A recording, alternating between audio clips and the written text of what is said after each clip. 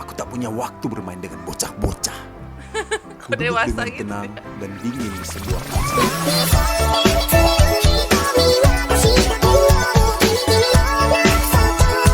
Assalamualaikum teman-teman, balik lagi di channel aku Yelindri Revi. Yeay. Terus semangat, tetap kerja keras dan pastinya tetap sehat guys. Karena kalau nggak saya nggak bisa semangat, nggak bisa kerja dan nggak bisa ngapa-ngapain. Oke guys, kali ini aku mau resinkan Brian Furan lagi. Karena ada yang request aku untuk resinkan Brian Furan lagi dan dia udah bikin konten lagi. Ya udah kita langsung aja ke videonya. Tapi sebelum itu aku minta kalian like dulu videoku kalau kalian suka. Kalau kalian nggak suka kalian dislike aja. Kalau kalian belum subscribe channel aku, subscribe dulu ya. Karena satu subscribe dari kalian adalah 1000 penyemangat buat aku bikin video-video yang lain. Oke guys, langsung aja kita ke videonya. Cus. Masih ingat dengan YouTuber Brian Furan? Masih dong. Setelah lama tidak upload konten video, begini nasibnya sekarang. Halo semuanya, kembali lagi bersama saya. Sudah lama Wancur tidak ini. berbicara di kamera seperti ini ya. Senang sekali bisa bikin konten lagi setelah sekian lama tidak hadir di YouTube, absen di dunia per-YouTuban. Oke. Tapi mulai hari ini, saya berjanji akan aktif lagi membuat konten di semua media sosial saya. Oke, mantap. Demi bertahan hidup, saya Bener. membuat konten. Mode bertahan hidup dimulai. Hari ini saya akan membaca tulisan saya di blog saya. Jadi waktu itu saya pernah menulis blog, pembacanya hanya saya sendiri. Jadi sekitar 10 tahun lalu saya pernah menulis blog ya. Jadi isi blog itu, isi tulisannya tentang kisah saya ketika masih kecil sampai sudah dewasa. Tidak penting-penting amat sih, tapi yang saya tahu isinya agak konyol ya. Isi tulisannya sudah saya lupa. Dan seperti biasa saya akan membuat video adegannya. Semoga menarik. Perjalanan hidupku dan tulisanku. Minggu 22 April 2012. Saya bukan penulis. Oke. Saya hendak begitu peduli dengan aturan tulis. Saya hanya ingin menulis kisah hidup saya. Saya sekarang berumur 19 tahun. Saya lahir di Manado pada tahun 1992. Juni 06. Bukannya tanggal dulu, bulan dulu, baru tahun ya kalau di Indonesia. Ini tahun dulu, bulan dulu, baru tanggal. Apa-apaan ini? Di keluarga yang tentram dan penuh canda. Kedua orang tua saya, Tentu semua ya, laki-laki memang dan manusia itu perempuan. memang Ya harus- iyalah. Dan dua orang kakak lelaki gagah berani yang bernama Jean, kakak pertama, dan Eva, kakak kedua.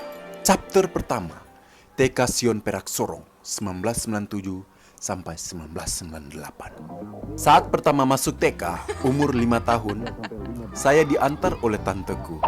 Tante Selfie namanya. Dan yang kuingat adalah banyak anak-anak bermain di sana.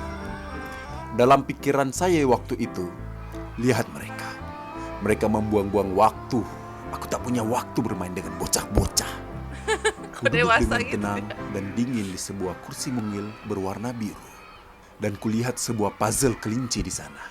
Dalam pikiranku, aku tidak pantas dengan mainan itu. Dan esoknya saya ketagihan main puzzle tersebut bersama boneka bayi yang waktu itu sering kutungkil matanya. Waduh. Pada jam istirahat, waktu saya sedang asik bermain boneka Barbie. What?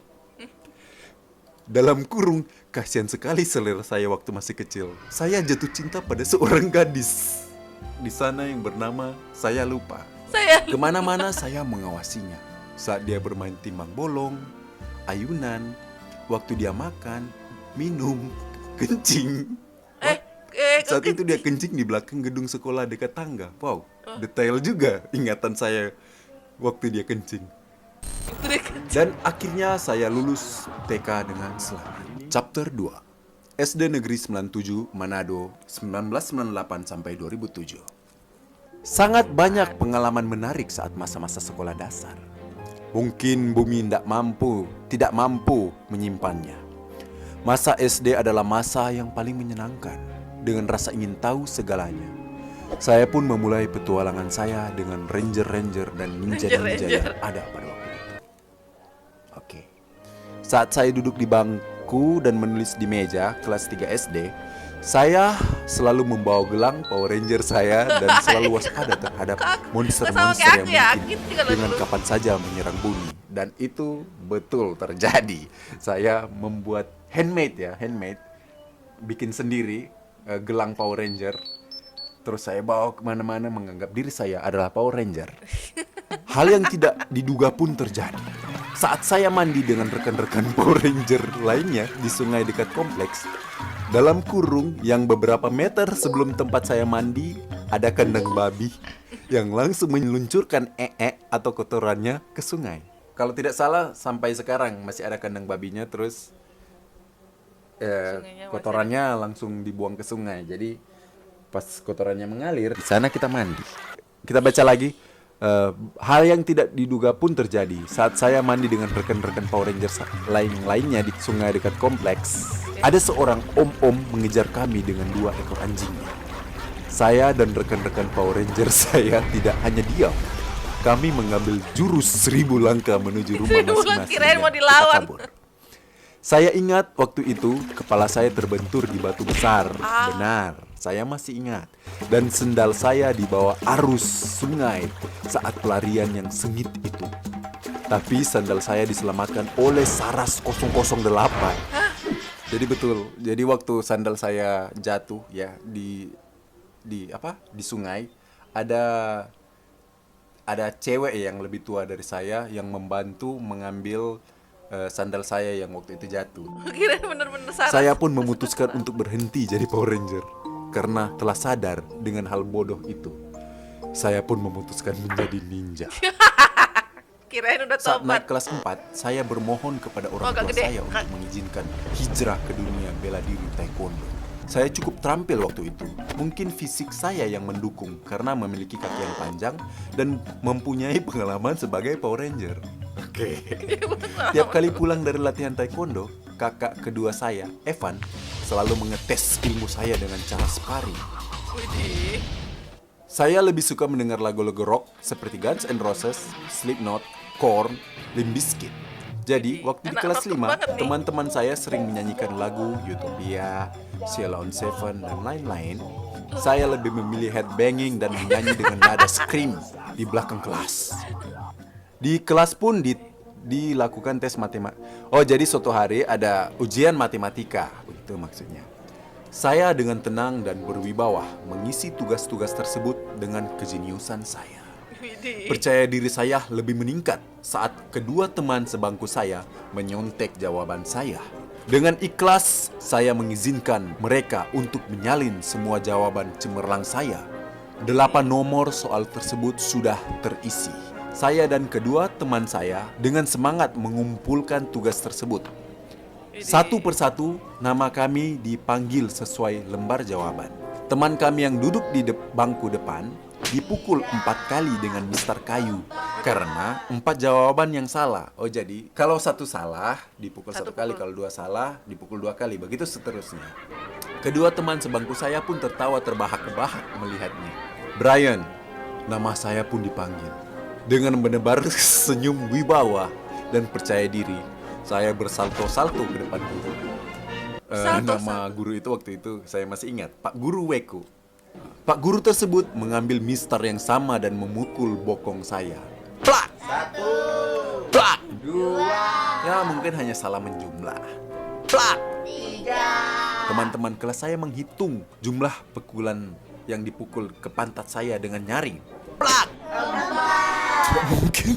Plak! 5. Plak! 6. Apa? Plak! 7. Kenapa? Plak! Kelas pun ramai dengan tawa yang membekas di hati. Dengan menunduk muka dan rasa malu yang menggebu. Rasa malu yang menggebu bagaimana itu? Saya kembali ke tempat duduk bersama kedua teman saya yang sudah pucat, diam dan keras dan bertatapan kosong sambil menunggu eksekusi mereka. Waktu itu hanya kami bertiga yang mendapatkan nilai 0 Sejak itu kedua teman saya tidak pernah lagi mencontek saya. Udah, dan itulah alasan saya tidak terlalu menyukai matematika karena trauma dari kejadian itu. Akhirnya lulus SD juga. Dengan voting SMS dari seluruh pendukung saya pun masuk SMP Negeri 7 Manado. Oke. Chapter 3, SMP Negeri 7 Manado, 2004, 2000 sampai 2007. Tidak banyak yang saya ingat waktu pertama kali masuk sekolah SMP. Saya ditaruh di kelas 1F.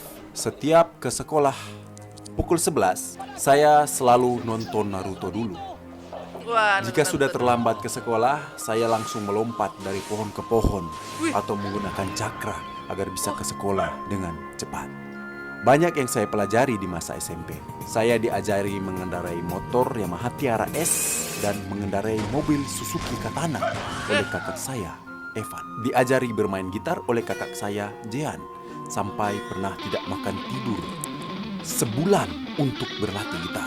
Belajar bermain komputer, terutama Photoshop, dan diajari cara mengeluarkan serigala ekor 9 oleh teman saya, Naruto. Walaupun sudah bisa mengendarai motor dengan baik, tetapi saya tidak diizinkan untuk membawa ke sekolah. Oh ya, tidak bisa memang, boleh. karena belum punya SIM. Iya. Dan lulus SMP, menuju SMK. SMK Negeri 2 Manado, Boleh gitu ya, 2007. Masa yang penuh kerjasama. Saya mengambil jurusan teknik komputer dan jaringan. Kelas kami sangat kompak. Iseng-iseng saya dan teman saya bermain band di studio. Waktu itu kita membentuk band. Oh, dulu lagi zaman-zamannya Di ini Sangkis. nih, studio band. Nama studionya Sangkis. Alunan lagu kami yang begitu kacau dan merusak telinga dimainkan dengan begitu Benar. serius di sana. Nama band kami diberi nama Peace Arrow. Terus berganti menjadi Unnamed yang beranggotakan saya, gitar, Gerald, vokalis yang suaranya mirip kentut Kurt Cobain, Kentut Peter, bass yang jago menggulung-gulung suara bass, menggulung. Iqbal, drum yang jago menaik turunkan tempo. Tour live konser kami terakhir di studio Koni. Dan kami bubar. Suatu hari kami mendapatkan informasi festival band rohani antar sekolah yang diadakan Band rohani ya. SMK 3 Manado. Saya pun direkrut oleh teman sekelas saya, Echa, asik, untuk mengikuti festival tersebut. Dengan personil-personil baru, kami pun menamai band kami dengan nama Weapon David. Dengan celana pendek dan sandal jepit, betul sekali, ini benar. Dengan celana pendek dan sandal jepit, saya menaiki panggung pertama saya di sana. Pada akhirnya bangga dan gembira dan salto-salto, selalu ada salto ya. Ini menyusahkan adegan saya nanti. Kita membawa pulang piala juara kedua. Peserta yang tampil waktu itu sekitar 3 band. Jadi kita pernah Itu juara satu 2 dari 3 band. peserta. Dan salah satu dari peserta adalah band anak-anak bocah ingusan SMP yang mendapatkan juara 3.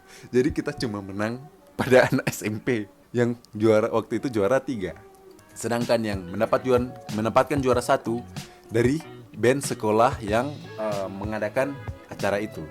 Berbagai festival kami sikat tanpa mendapatkan juara. Dan 19 Februari 2010 adalah waktu yang tidak ingin kuingat, tetapi tidak akan kulupakan.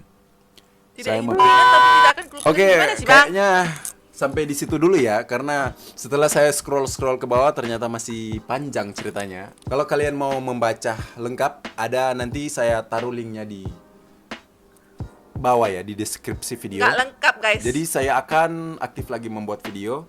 Tunggu saja konten saya di Instagram, di TikTok, di YouTube, dan di fanpage Facebook. Saya akan aktif lagi di keempat media sosial itu. Oke? Oke. Sampai di situ dulu. Sampai berjumpa di video selanjutnya. Oke, ternyata ini tuh ceritanya tentang pengalaman dia dari kecil sampai dia SMK ya teman-teman ya. Aku kira dia kayak kan ini kan kayak podcast gitu, rupanya kagak ya, kayak dia cuma membacakan ceritanya terus tapi ada adegan-adegan yang dibuatnya gitu. Itu perlu effort banget sih untuk bikin editan-editannya itu. Oke, terima kasih teman-teman yang udah nonton aku bareng aku. Dan jangan lupa kalian follow Instagram dan TikTok aku di @bikinrevi. Aduh, kenapa aku jadi bingung? Di @bikinrevi karena aku juga bikin konten di sana. Nanti kita bakal bahas lagi brand furannya. Kalau kalian suka jangan lupa komentar ya teman-teman ya. Oke, see you in my next video. Bye bye. Ciao.